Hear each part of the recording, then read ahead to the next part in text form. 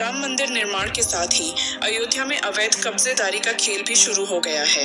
अयोध्या के बेशकीमती भूमि पर जहां दबंगों व भू माफियाओं की नजर गड़ी रहती है, तो वहीं अब ये खेल अयोध्या से सटे कस्बों व बाजारों तक भी पहुंच गई है। ताजा मामला अयोध्या से सटे दर्शन नगर बाजार का है, जहां की रहने वाली एक महिला ने आरोप लगाया है कि उसके घर को कब्जा करने के लिए दर्जनों की संख्या में लाठी डंडों से लैश गुंडे आए और मारपीट कर घर कब्जा करने की कोशिश करने लगे। और जब डायल 112 को उसने सूचना दी तो पुलिस मौके पर पहुंची तो जरूर, पर कोई कार्यवाही करने के बजाय उसे ही डांट डपट कर चुप रहने की हिदायत दी। ये पूरा मामला जब अयोध्या कोतवाली के दर्शन नगर चौकी को पीड़ित परिवार द्वारा दी गई, तो चौकी इंचार्ज दबंग विपक्षियों पर कार्यवाही न करके उल्टे पीड़ित परिवार के सदस्यों को ही पुलिस चौकी में बिठा लिए और मारपीट कर प्रताड़ित करते हैं। इस पूरे मामले की सूचना प्रार्थना पत्र के माध्यम से पीड़ित परिवार ने सीएम से लेकर डीएम तक व एसएसपी को दे चुका है, पर अभी तक इन दबंग भू माफियाओं के खिलाफ कोई भी कार्यवाही नहीं की गई है। इस मसले को लेकर समाजवादी मजदूर सभा महानगर अयोध्या कमेटी ने आज एक प्रेस कॉन्फ्रेंस कर पीड़ित परिवार के साथ खड़ा रहने का आश्वासन दिया है। तो वही समाजवादी मजदूर सभा के प्रदेश सचिव अखिलेश चतुर्वेदी ने इस मसले को पार्टी फोरम सहित सांसद के पास ले जाने की बात कही है। तो वही उन्होंने कहा कि अगर इस पीड़ित परिवार को प्रशासन द्वारा न्याय न मिला तो जिला अधिकारी कार्यालय का घेराव करने में भी मजदूर सभा पीछे नहीं हटेगी। यह है कि हमारा उस पटरी पे हमारा घर है, उसका मुकदमा चल रहा है और हमारे हस्बैंड गए थे कचहरी, हमारा लड़का दुकान गया था, हमारा एक छोटा बच्चा था, हम घर पे थे और ये लोग 50 की संख्या में होके सब लोग ज़बरदस्ती कब्जा करने लगे। हम लोग गए तो 4 औरतों को लेके हमको मारने को दौड़े, कहे नहीं अंदर नहीं जाने देंगे, अंदर हलने नहीं दिए और तोड़ ताड़ के दरवाजा और दरोगा साहब को बुलवाए, 100 नंबर पे फ़ोन किए, 112 पे किए, कहते कहते जब दीवार टूट गया तब वो लोग आके पहुँचे। जब वो आके यहाँ पहुँचे तो कहते हैं क्या हुआ पूछने लगे। हम कई बार आपके पास फ़ोन किए, आप लोग यहाँ आए नहीं और दीवार जब टूट गया तब आप लोग यहाँ आ रहे हैं।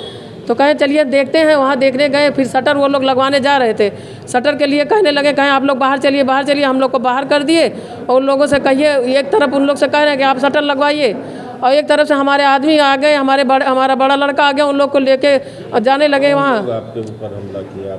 हमारे घर पे हमला किए जो संजय सिंह हैं, अंकुर सिंह हैं, गगन है।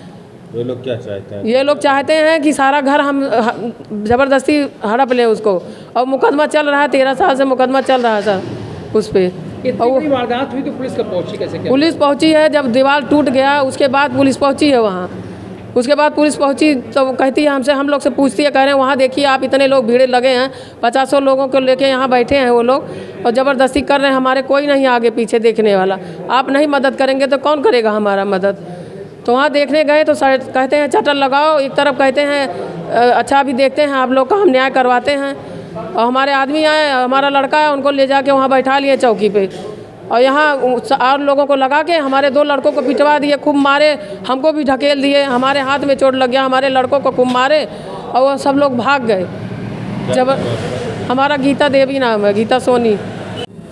देखिए, आज हमको सूचना प्राप्त हुई कि दर्शन नगर में ये लोग मिले हमसे कि एक गरीब परिवार है, किसी तरह अपना रोजी रोटी चलाते हैं, अपने बच्चों का भरण पोषण करते हैं और इनकी बेशकीमती ज़मीन दर्शन नगर राजा फाटक के पास है। आप लोग जानते हैं कि दर्शन नगर की ज़मीनों का रेट क्या है और इनकी पुश्तैनी ज़मीन है, बाप दादाओं की ज़मीन है। वहाँ कुछ माफिया लोग, जैसे मैंने आपको बताया, अंकुर सिंह, संजय सिंह, अजय सिंह, मोनू सिंह, ये लोगों की नज़र इनके मकान पर गड़ गई। इनके प्रकारेण दस्तावेज कूटरचित बना करके लेखपाल से मिल करके इनके देवर से उन्होंने बैनामा कराया, लेकिन इनके जो देवर ने बैनामा किया इन लोगों के अंश का भी उन्होंने बैनामा कर दिया। जब इन लोगों को इस बात की जानकारी हुई कि हमारे साथ धोखा हुआ है, ये लोग न्यायालय में गए, वहाँ एक बंटवारे का अपना मुकदमा, हमारे भाई पारिवारिक बंटवारा हो जाए, इसी बात को इन्होंने बंटवारा दाखिल किया। लेकिन 16 तारीख को जो ये लोग हैं दर्जनों की संख्या में हाथी डंडा से लैस होकर के बिना कुछ पूछे जाचे इनके परिवार के ऊपर हमला कर देते हैं। यानी पूरी तरीके से कि इन लोगों को डरा कर धमका करके उस मकान को कब्जा करने की नीयत से वहाँ पर आए थे कि इन लोग को मार पीट करके इनके मकान में हम ताला लगा लेंगे। लेकिन ये लोग मार खाए, सब कुछ हुआ, मोहल्ले के लोग इकट्ठा हो गए, काफ़ी संख्या में इकट्ठा हुए। बात पुलिस प्रशासन तक पहुंची, 100 नंबर की पुलिस आई, उल्टे हमारे पीड़ित परिवार, हमारे पक्ष के लोगों को, इन महिलाओं को, बच्चों को उठा करके चौकी ले जाते हैं और चौकी में यही भूमाफियाओं के लोग अब हमारे इन साथियों को थप्पड़ भी मारते हैं दरोगा के सामने, लेकिन उसके बावजूद भी दरोगा एक्शन नहीं ले रहा है। मेरा ये आरोप है कि स्थानीय चौकी इंचार्ज पूरी तरीके से उन लोगों से मिला हुआ है और उस मकान को कब्जा करवाने में उसका भी पूरी तरीके से हाथ है।